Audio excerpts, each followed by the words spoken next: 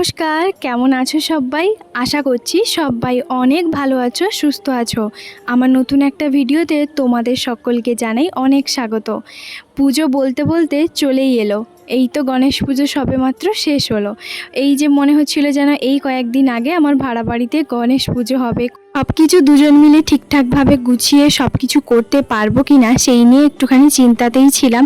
বেশ ভালোভাবে পুজোটা হয়েছে, এইবার তো আসছে দুর্গা পুজো। তো যাই হোক, দুর্গা পুজো নিয়ে এখন আর অত বেশি মাতামাতি করছি না, কারণ অতটাও ভালো লাগছে না।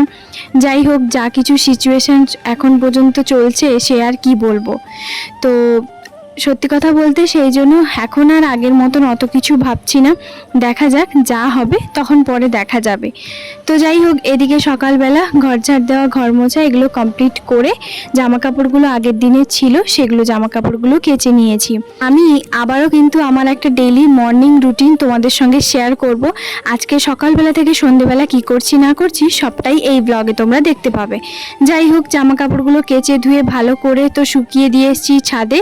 তার মধ্যে তোমাদের দাদাভাইও কিন্তু বাজার নিয়ে চলে এসেছে। আর আজকে নিয়ে এসছে ইলিশ মাছ। এটা কিন্তু টাটকা নয়, এটা কিন্তু ফ্রোজেন। যদিও বা 2 বছর হয়ে গেছে প্রায় আমাদের এখানে পাকুড়ে থাকা, তো আজ পর্যন্ত কিন্তু তোমাদের দাদাভাই কোনো দিনও ফ্রোজেন মাছ নিয়ে আসে না।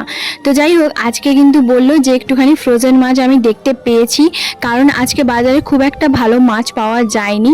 তো সেই কারণে হচ্ছে তোমার বললো যে ইলিশ মাছটা মানে উঠেছে, তবে ফ্রোজেন ছিল। তো ভাবছিলাম যে নিব কি নিব না, কারণ তুমি তো আবার ইলিশ অতটাও পছন্দ করো না। আমি পছন্দ করি না, তার একটাই কারণ হচ্ছে কি বলতো, কারণ ওই যে ইলিশ মাছের প্রচুর পরিমাণে কাঁটা থাকে, সেই কারণে। আমি কিন্তু মাছ খুব একটা যদিও বা প্রথম থেকেই পছন্দ করতাম না, মানে ছোটোবেলা থেকে যদি বলো আমি পছন্দ করতাম না। তো ক্লাস 6, 7, 8 থেকে আমি হচ্ছে মাছ খাওয়া শুরু করেছি। তো আমি মাছটা কেন পছন্দ করতাম না কেন বলো তো, কারণ হচ্ছে মাছে যেহেতু প্রচুর পরিমাণে কাঁটা থাকে, কাঁটা বেছে খাওয়ার মতন মানে আমার ওটা হতো না। তো অনেকেই দেখবে আছে যে ইলিশ মাছটাই কাঁটা জন্যই খায় না, আরও হয়তো অনেকেই আছে ইলিশ মাছের যে একটা গন্ধ থাকে সেটার জন্য। তবে আমার কিন্তু এরকম কোনো ব্যাপার নয়। তবে আমি মানে কেউ ছাড়িয়ে যদি দেয় তাহলে খাই, যেমন ধরো মা দিদি ওরকম ছাড়িয়ে দিত। তবে আজকে তোমাদের দাদাভাই আমি এদিকে হচ্ছে তোমার সর্ষে বাটা দিয়ে ভালো করে ইলিশের ভাপা বানাবো। তো মাকে জিজ্ঞেস করেছিলাম, মা কিন্তু বলে দিয়েছে ইলিশের ভাপা কেমন হবে না হবে। তবে আমার এই ছোট্ট কন্টেনার যে টিফিন কৌটোটা আছে এটা যেহেতু ছোট্ট, তো আমাকে কি বলতো 2বার মতন করতে হবে। তোমাদের দাদাভাই ওখানে আমার সাইডে দাঁড়িয়ে আছে। এখন বাজে হচ্ছে তোমার 8:30, আর ও আমাকে এটাই বলছে যে আজকে তুমি চিন্তা করো না, আজকে আমি মাছটা কিন্তু তোমার জন্য ছাড়িয়েই তোমাকে দেব, তুমি অবশ্যই খাবে। তো সেই জন্য হচ্ছে আমি ওইটাই ভাবছিলাম যে অন্তত খুশি হলাম যে হ্যাঁ, বিয়ের আগে যেমন মা বাবা দিদি এরাও হচ্ছে আমার খেয়াল রাখতো, বিয়ের পরে কিন্তু এই মানুষটাও আমার যথেষ্ট পরিমাণে খেয়াল যত্ন সবই রাখে। যাই হোক, বেশ ভালোই লাগলো। আর আমার কিন্তু কি বলতো অত বেশি যে মানে ইলিশ মাছের প্রতি একটা লোভ বা অন্য কিছু ওরকম কিন্তু কিছুই নয়। তোমাদের দাদাভাই কিন্তু ইলিশ মাছটা ভীষণই পরিমাণে পছন্দ করে। আর আজকে ওর জন্য নিয়েছি 2 পিস আর আমার জন্য 1 পিস নিয়েছি, কারণ ওই যে বললাম ও ভীষণ পছন্দ করে, সেই কারণে। আর কিছু রেখে দিয়েছি ওটা রাতের জন্য। যাই হোক, এককালীন তো আর রান্নাটা করছি না, আলাদা আলাদা করেই রান্নাটা করছি। আর এখন হচ্ছে তোমার কি বলতো, টিফিন কৌটোটা আমার কাছে বড় একটা আছে, তবে ওর যে প্লাস্টিকটা মানে ওপরে যে ঢাকনাটা সেটা প্লাস্টিকে, সেই কারণে আমি ওটাতে করছি না। তোমার দাদাভাই বলে যে ওটাতে করো না, ওটাতে গরমে হচ্ছে তোমার হয়ে যাবে, মানে গলে যেতে পারে হয়তো প্লাস্টিকটা। তো যাই হোক, এদিকে দেখতে পাচ্ছ ওপর থেকে সর্ষের তেল কাঁচা লঙ্কা এটা দিয়ে দিয়েছি, কড়াইতে জল আর পরিমাণ মতো একটা জল দিয়ে স্ট্যান্ডও একটা বসিয়ে দিয়েছি। তো এরপরে ঢাকনা দিয়ে 10 থেকে 15 মিনিট মতন হতে দেবো একদম লো ফ্লেমে। এদিকে আমি সকালবেলা ঘুম থেকে উঠে রুটি তরকারি এগুলো করেছিলাম। রুটিটা যদিও বা আমি এক্ষুনি গরম গরমে ভাজলাম, কারণ কেন বলো তো, রুটিটা না গরম গরম খেতে আমার ভীষণ পরিমাণে ভালো লাগে। আমি তরকারিটা আগে করে রাখি, যখনই তোমাদের দাদাভাই হয়তো চান করে আসছে পুজো দিচ্ছে তখনই আমি রুটিটা ফটাফট বানিয়ে ফেলি। যাই হোক, এদিকে দেখতেই পাচ্ছ আমার প্রথমে যে একটা কন্টেনারে মানে ইলিশ মাছটা হয়ে গেছে। আমাদের অলরেডি কিন্তু খাওয়া দাওয়া আমাদের হয়ে গেছে। কেন বলো তো, কারণ আজকে 12:30টার দিকে আমরা খেয়ে নিয়েছি। আর আজকে তো তোমাদেরকে বলাই হয়নি, আজকে কিন্তু মঙ্গলবার, আর মঙ্গলবার মানে জানোই তো ছুটির দিন, একটুখানি খাওয়া দাওয়া এটা সেটা তো আমাদের হতেই থাকে। তবে আজকে ওই জন্য তোমাদের দাদাভাই বললো যে আজকে মাটন বা চিকেন আমি কোনো কিছুই নিয়ে আসিনি, আজকে যে ইলিশ মাছটা দেখতে পেয়েছি তাই ভাবলাম চলো আজকে ইলিশটাই নিয়ে যাই। তো যাই হোক, সেই কারণেই দেখতেই পাচ্ছ এদিকে তারপরে বসে পড়েছি একটুখানি তালের পিঠে বানাতে।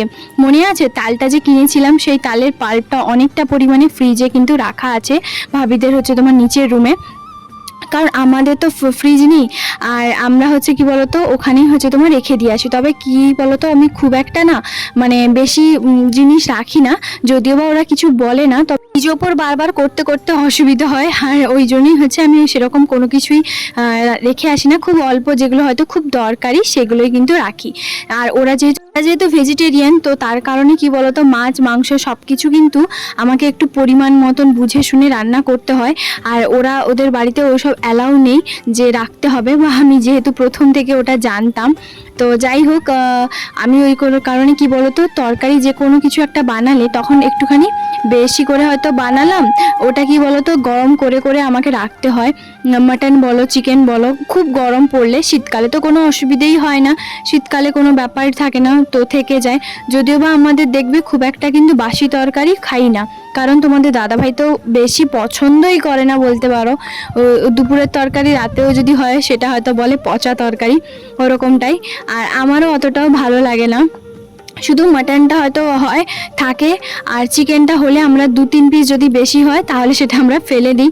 কারণ বিশ্বাস করো দুজন মিলে কিন্তু চিকেনের যে মানে ঝোলটা বা 2 পিস মাংস যদি থাকে সেটা আমরা দুজন মিলে কেউই খাই না, মানে একটা কেমন লাগে। তো সেই কারণে কি বলতো ওটাকে ডাস্টবিনে ফেলতে হয়।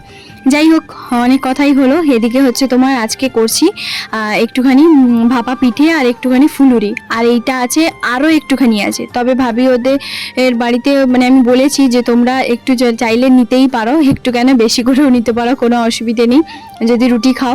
আর তবে ওদের মানে ভাবির মুখ থেকে শুনলাম যে ওদের বাড়িতে অতটাও কেউ খায় না, মানে এগুলো পছন্দ করে না, যেহেতু তালের একটা গন্ধ থাকে, তো সেই কারণে বলছে ওরা কেউ খায় না। তো আমি বললাম চলো ঠিক আছে খাও না যদি, তাহলে কোনো অসুবিধে নেই। যাই হোক, তোমাদের দাদাভাই ঘুমোতে এখন গেছে। আমি বললাম তুমি বেকার বসে বসে কি করবে, নারকেলটা ফাটিয়ে ভালো করে কুড়িয়ে দাও। তো নারকেল কোড়া আজকে দিয়েছি। তো অন্যদিন আমি যখন বানিয়েছিলাম তখন তো নারকেল কুচি দিয়েছিলাম, আজকে নারকেল কোড়াই দিয়েছি, যেহেতু তোমাদের দাদাভাই বাড়িতে আছে সেই কারণে। ভাপা যে পিঠে হয় সেগুলো তোমাদের দাদাভাই 2 পিস মতন খাবে, আর ফুলুরি ওটা তোমাদের দাদাভাই বেশ পছন্দ, মানে গরম গরম হবে বা ঠান্ডা হলেও ওটা কিন্তু বেশ পছন্দ করে। তো আমি হচ্ছে আমার জন্য করছি কি বলতো ওই ভাপা পিঠে। তোমাদের দাদাভাই বলে তোমার যেটা ইচ্ছে যখন ইচ্ছে মন হবে তুমি খাবে, কোনো অসুবিধে নেই, এখানে তোমাকে বলার মতনও কেউ থাকে না, আর তোমার যা বলবে তোমাকে নিজে একটু বানিয়ে নিতে হবে, মানে তোমার যেটা ইচ্ছে। অনেক সময় কি হয় তোমাদের দাদাভাই জন্য যখন রাতে রুটি করি তখন ওকে জিজ্ঞেস করি যে রুটি খাবে না লুচি খাবে, তখন হয়তো বললো যে রুটি খাবে, তখন আমি কি করি বলতো, আমি যেহেতু আটার লুচিটা বেশি পছন্দ করি, তো আমি কি করি ওর জন্য রুটি বানিয়ে, তরকারি তো থাকেই, তখন আমি নিজের জন্য 4-5 পিস এরকম লুচি হচ্ছে তোমার করে ফেলি। তো তোমার দাদাভাই বলে ওটাই ভালো, নিজের কথাও ভাবা উচিত, সব সময় সবার কথা ভাবলে হয় না, নিজের কথাও ভাবা উচিত, নিজের যেটা পছন্দ সেটা খাওয়া উচিত, পছন্দটা খাওয়া দাওয়ার পছন্দটা সম্পূর্ণ নিজের থাকা উচিত। তো যাই হোক, খাওয়া দাওয়া করে এখন কিন্তু দুপুরবেলা ওই কটা 1:30 মতন বাজে, আজকে দুপুরবেলা ঘুমোবো না, আজকে এগুলো বানাচ্ছি। একে তো প্রচুর কাজ আছে, মানে এইগুলো বানাতে যথেষ্ট পরিমাণে মানে সময় লাগে। আর আমার কি বলতো আমি একটুখানি নিজে না একা একা নিস্তব্ধে বসে হচ্ছে তোমার আরামসে বানাবো, ওটা আমার বেশি ভালো লাগে। তো কেন বলো তো, কারণ বলার মতন ধরো কেউ থাকে না, নিজের মতন করে আরামসে আস্তে আস্তে করছি। তো তোমার তারপরে বিকেলবেলা একটুখানি যাব মার্কেটে, তবে আমার সেরকম কোনো কিছু কাজ নেই, ভাবির কিছু জিনিস আনার আছে, তো সেই কারণে ভাবি বলল যে যাবে। তো আমি বললাম চলো তাহলে ঠিক আছে, ভাবি আমাকে এসে যখন বললো আমি বললাম চলো তাহলে ঠিক আছে আমিও তাহলে যাব। তো সেই কারণে হচ্ছে তোমার যাব। আর আমি বাজারে বেশি খুব একটা ভিডিও করি না, কেন বলো তো, কারণ আমি শুধুমাত্র ওই পার্লারে যাই আর একটা এমনি দোকানেই হচ্ছে তোমার যাই, স্টেশনারি যে দোকান সেটাতেই যাই। পার্লারে যে যাই যে পার্লারে খুব একটা ভিডিও করি না, তার কারণ কেন বলো তো, কারণ পার্লারে ওই যে ধরো দিদিটা আছে, আজকে 2 বছর ওই দিদিটার কাছেই আইব্রো প্লাক, হেয়ার স্টাইল যা কিছু বলো না কেন সমস্ত কিছু, হেয়ার কাটিং সব কিছুই করি। তবে ওই দিদিটা বলে যে আমার পার্লারের পুরো ভিডিও তোলো, আমার কাজের পুরো ভিডিও তুলতে পারো, কিন্তু আমার করা হবে না। তো একটুখানি অদ্ভুতভাবে ওরা মানে ভিডিও বানানো এগুলো একটু অদ্ভুতভাবে, আশেপাশের কিছু যে কয়েকজন তো থাকে তো কাস্টমার, তখন ওরা একটু অদ্ভুতভাবে দেখে। আর কি বলতো, আমি আর ভাবি যেহেতু যাই, আর ভাবি খুব একটা ভালো ক্যামেরাও ধরতে পারে না, ফোনটাও ধরতে পারে না, তো সেই কারণে কি বলতো ওই জন্য ওখানে আমার ভিডিও করা হয় না। যাই হোক, সত্যি বলতে ভিডিও করাটা একটা নেশা বলতে পারো, ভালো লাগা, আমি ভালোবেসে করি, আমার বেশ ভালোই লাগে যে ছোট্ট ছোট্ট মুহূর্তগুলো, ছোট্ট ছোট্ট স্মৃতিগুলো এখান থেকে যখন যাব তখন এদের সঙ্গে সবার সঙ্গে সময় কাটানো, বা সেগুলো তো মনে তো সারা জীবন থাকবে। তবুও কি বলতো, এগুলো একটুখানি ভিডিওর মাধ্যমে দেখলে, ধরো আমি এই জায়গাটাতে আছি, আমি কেমন আমার রুমে থাকতাম, ওইগুলো হচ্ছে তোমার মানে একটা স্মৃতি করে, মেমোরি করে রাখার জন্যই হচ্ছে তোমার মানে একটুখানি ভিডিও বানাই। তার সঙ্গে তো কয়েকটা কমেন্ট অবশ্যই আছে, সেগুলোও কিন্তু বেশ ভালোই লাগে। তো যাই হোক, ওইভাবেই হচ্ছে তোমার দিনগুলো চলে আমার। সত্যি কথা বলতে নিজের হাতে কোনো কিছু জিনিস বানিয়ে খাওয়ার যে মজাটা, সেটা একটা আলাদাই শান্তি আর আলাদাই একটা আনন্দ লাগে, যে হ্যাঁ এই কাজটা আমি পেরেছি, আমি করতে পেরেছি, এটা একটা আলাদাই আনন্দ। জানি না কার কার মধ্যে হয়, তবে সত্যি কথা বলতে আমার মনে হয় বেশিরভাগ মানুষের মধ্যেই হয়, যে কোনো একটা জিনিস তুমি বানিয়েছো সেটা ভীষণই ভালো। তো সত্যি কথা বলতে আমার তো দারুণ লাগে। আরও যদি বলো নতুন নতুন কোনো কিছু রান্না শিখতে বা দেখতে, বানাতে, ওইগুলো আমার মানে একটা আলাদা একটা ইন্টারেস্ট এখন হয়ে গেছে, যে কোনো কিছু একটা নতুন নতুন রান্না শেখার বা দেখার, ওরকমটাই বেশ ভালোই লাগে এইসব রান্না বান্না। আগে তো জীবনেও কোনোদিনও বিয়ের আগে 1 গ্লাস জলও গড়িয়ে খেতাম না, তবে কেন জানি না বিয়ের পর থেকে এই রান্নার প্রতি আমার একটা আলাদাই একটা আনন্দ, নেশা এরকমটাই আমার মনে হয়। তো বেশ ভালোই লাগে এইসব হচ্ছে তোমার জিনিসগুলো বানাতে। তো সত্যি কথা বলতে কখনো ভাবিনি যে নিজের হাতে যে কোনো কিছু রান্না এত ভালো হবে। তোমাদের দাদাভাই আমার হাতে প্রত্যেকটা রান্না পছন্দ করে, এমনকি আমার মা, বাবা, দিদি, জামাইবু সবাই আমার হাতে রান্না বেশি পছন্দ করে। বিয়ের আগে লকডাউনের সময় তখন কি বলতো, ওই যে হয় না চটপটা জিনিস, হয়তো ঘুগনি চাট বা দই বড়া, তারপরে হচ্ছে তোমার পাপড়ি চাট, এইগুলোই হচ্ছে আমার বানানো, মানে বিয়ের আগে আমি এইগুলো মাঝে মধ্যে বানাতাম, বিশেষ করে লকডাউনের সময় থেকেও তখন থেকেই বানানো শুরু করি।